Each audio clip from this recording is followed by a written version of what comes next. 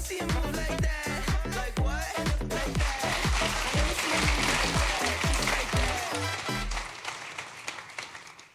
My name's Jermaine Abel. I'm the Director of Sales for EMEA, and I'm super excited to be here today.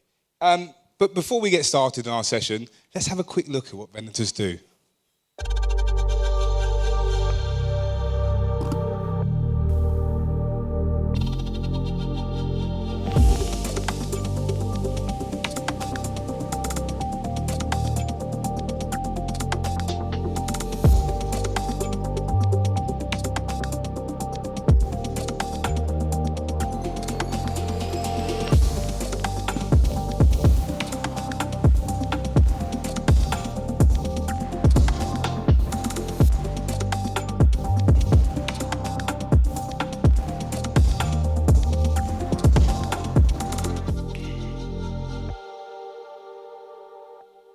Amazing. Let me put some context behind that amazing trailer.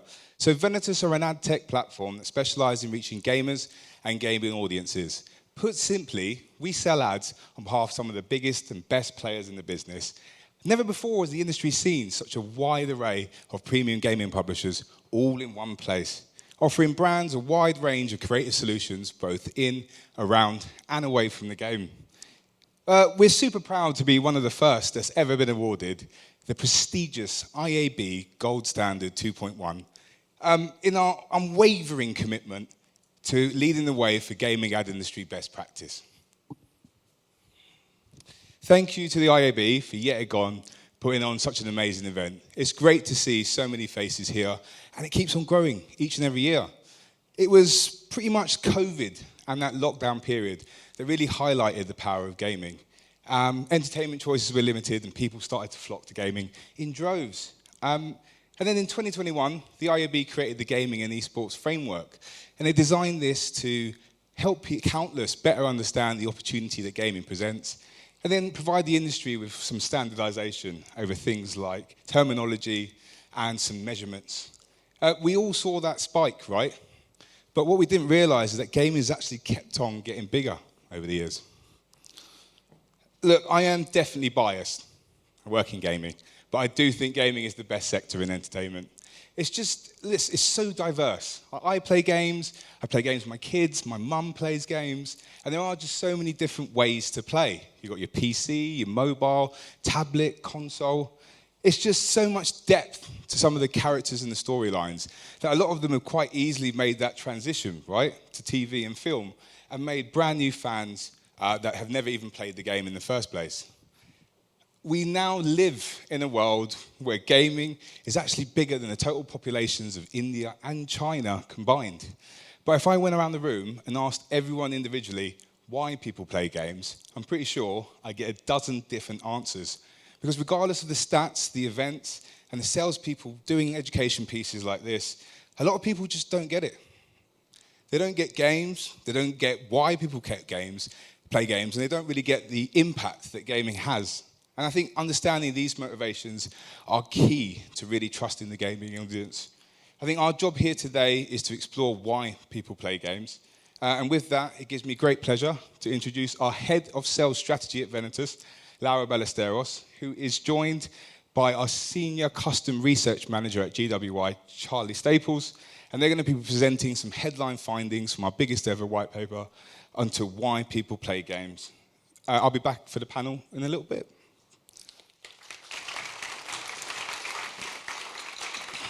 Thank you, Jermaine, and hello, everyone. There's a lot of people in this room. I'm Laura, and I'm the Head of Sales Strategy at Venatus. And today, I'm going to be talking you through our multi-market research study, which is actually exclusive for all of you here today. So I think we can now all agree that gaming is huge and is dominating the entertainment market more than it ever has done before.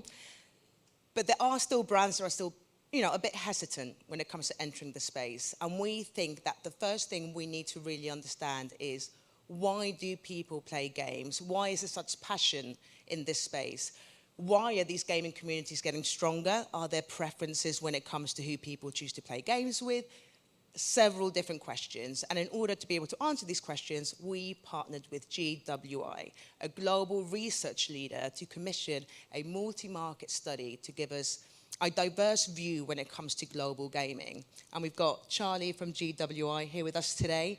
He's going to give you a quick overview as to how this study was set up and how it was designed for success. Perfect. Thanks, Laura. So really excited to share some of the findings from this research with you all today. Just to get some of the boring bits out of the way first, apologies for that. But I just want to provide some background on the research itself. So we interviewed just over 2,500 gamers across the UK, the US, Australia, Germany, and South Korea.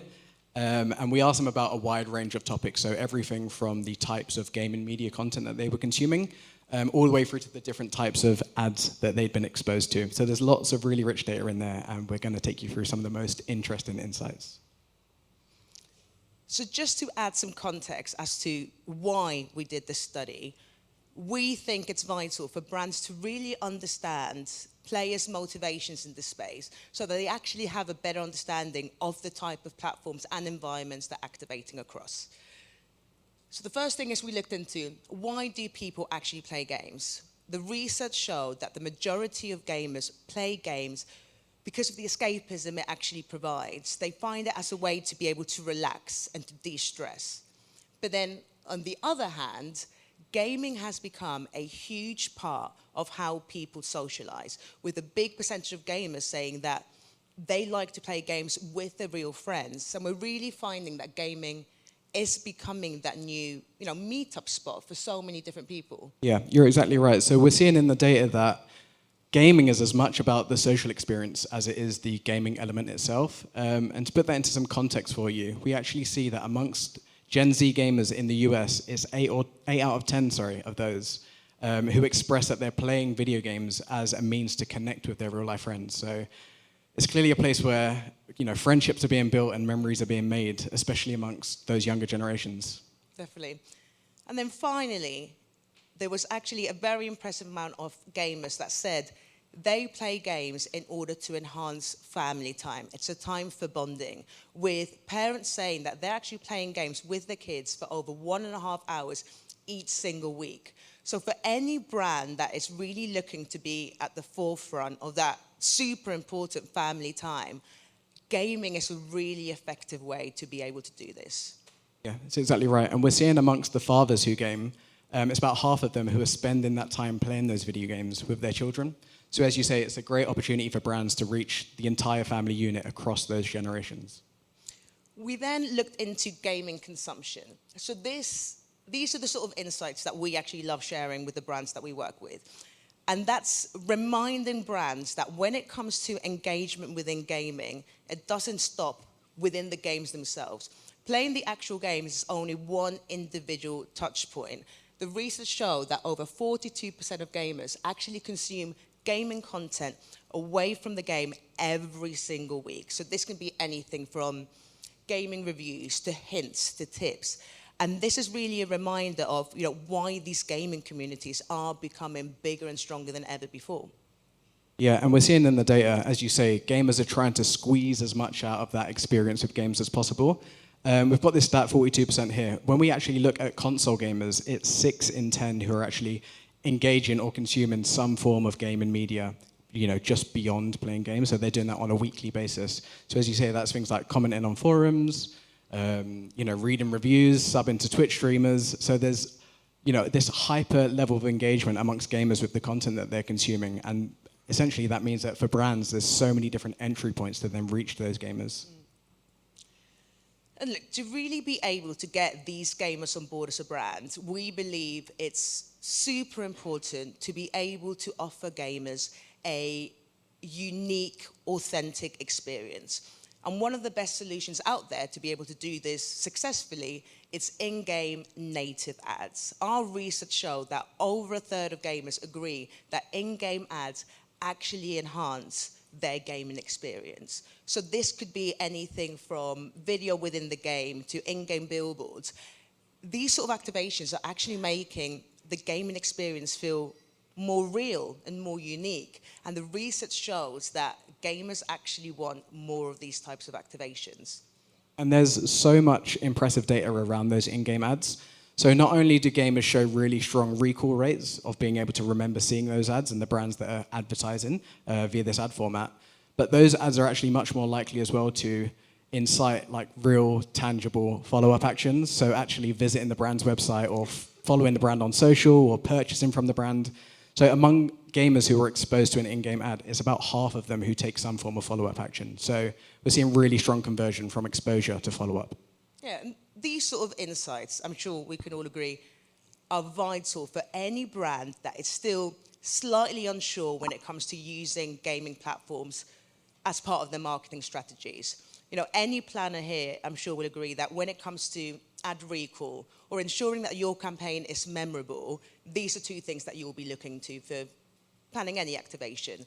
The research shows that for all different types of gaming activations, in-game, around the game, during the game, gamers are finding this memorable, and this opens up huge opportunities for brands. But look, thank you, Charlie, for helping me talk to the crowd through some of the key standout stats. We're now going to be moving on to the panel section, but before we do, just to let you know that you all have exclusive access to the full report before anyone else. Just make sure you come and see us later. Thank you, Laura, and thank you, Charlie. So, bolstering our panel alongside Laura and Charlie, I'd love to welcome Dan Webb onto the stage.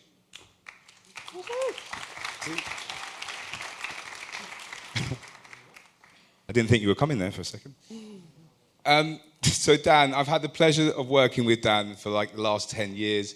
In 2006, Dan started Xbox Achievements. It quickly grew to become one of the world's leading Xbox websites. And in 2008, you followed up with PlayStationTrophies.org, right? And Correct. And that followed a very similar suit.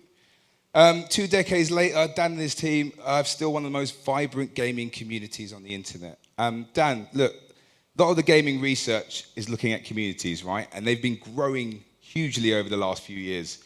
What do you think's driving this growth? And where do you think it's going in the next 5 years? Well, I think the main thing these days is accessibility. You go back 20 years, you're looking at if you wanted to play games, the only way to play games was consoles and PCs, and that was it. So the barrier to entry was you had to buy a console or a PC, so you're looking at £300-400 plus a £70 game, especially with inflation. It was a lot more expensive back then. So now Microsoft have done, for instance, they've got the Xbox Series S, which is like a budget console. So they've tried to bring down that barrier to entry. But what everybody pretty much has is a smartphone. So smartphones are your avenue into gaming. And I'm not just talking like match 3 games here and like puzzle games like Candy Crush. I'm thinking Serious like, games. Yeah, like FIFA, Call of Duty, Fortnite, all available on your mobile phone.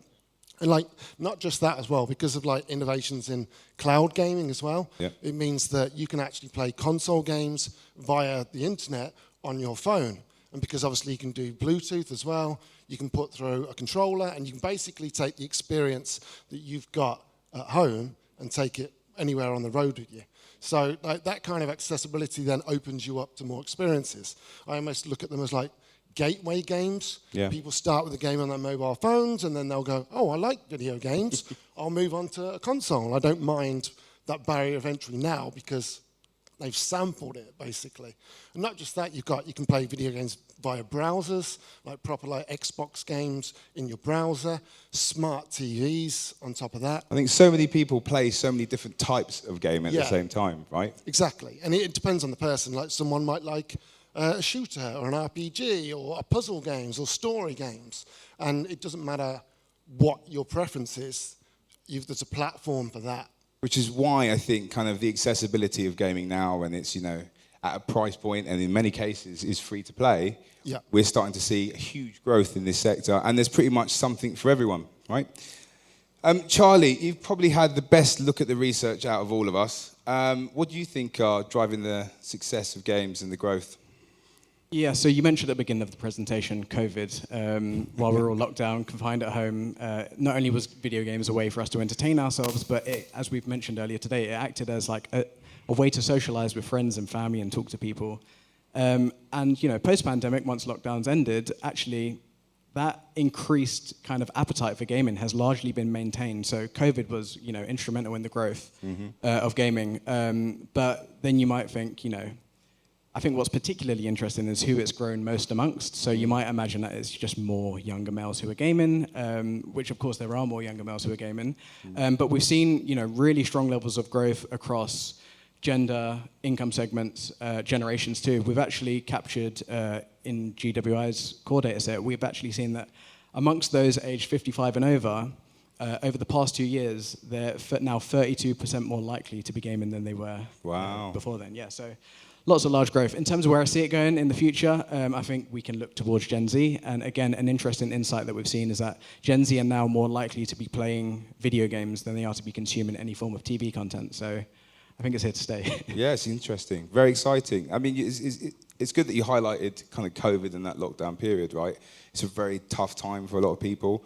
And, everyone kind of banding together and families playing games really kind of helped lighten up some of those darker times.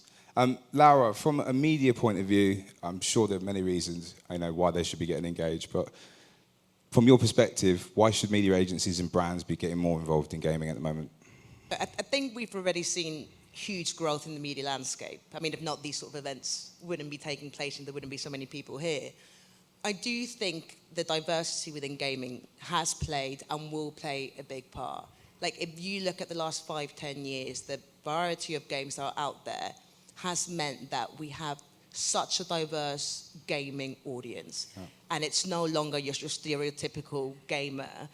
And thanks to this diversity, we are now also seeing diversity with the brands that are looking to activate in the space. A lot of non-endemic brands that you wouldn't naturally link to gaming, they now understand that their audience lies within gaming, and it's a really unique way to be able to engage with them. We're nowhere near where we should be. No. Let's face it, investment is still not matching the numbers, but more and more brands are now looking at ways to actually be able to include gaming as part of the strategy. And I think in the next 5-10 years, or at least I hope, gaming is going to be part of pretty much every brand's strategies, because they're going to be looking at the numbers and the insights. I really hope so. And I think you touched upon something really cool there. It's that gaming is being done by all ages. It's become quite generational even. My dad taught me to play games. I play games, and now I'm playing games with my kids.